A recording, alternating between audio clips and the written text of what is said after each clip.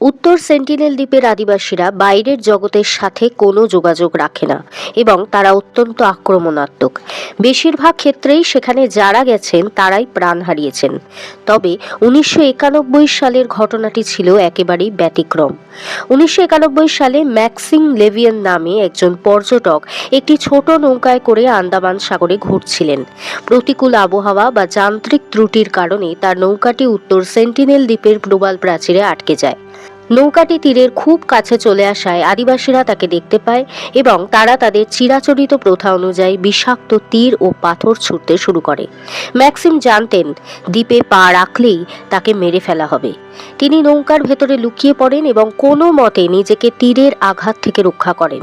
সৌভাগ্যক্রমে ওই এলাকায় টহলরত ভারতীয় কোস্ট গার্ডের একটি দল তাকে দেখতে পায়। আদিবাসীদের ক্রমাগত তীরের আক্রমণের মধ্যেই একটি হেলিকপ্টার ও উদ্ধারকারী বোটের সাহায্যে তাকে দ্রুত সেখান থেকে উদ্ধার করা হয়। ম্যাক্সিম লেভিয়েন সেই হাতে গোনা কয়েকজনের একজন যারা সেন্টিনেলিসদের সরাসরি আক্রমণের লক্ষ্যবস্তু হয়েও কোনো বড় আঘাত ছাড়াই জীবিত হয়ে ফিরে আসতে পেরেছিলেন।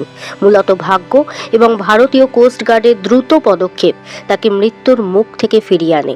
এরকম তথ্য আরও জানতে অবশ্যই চ্যানেলটি সাবস্ক্রাইব করুন এবং এই ভিডিওটি লাইক করতে একেবারেই ভুলবেন না। এই সম্পর্কে আরও বিশদে তথ্য পেতে নিচে লিংক দেওয়া রইল, সেখান থেকে আপনারা পুরো ভিডিওটি দেখে নিতে পারেন।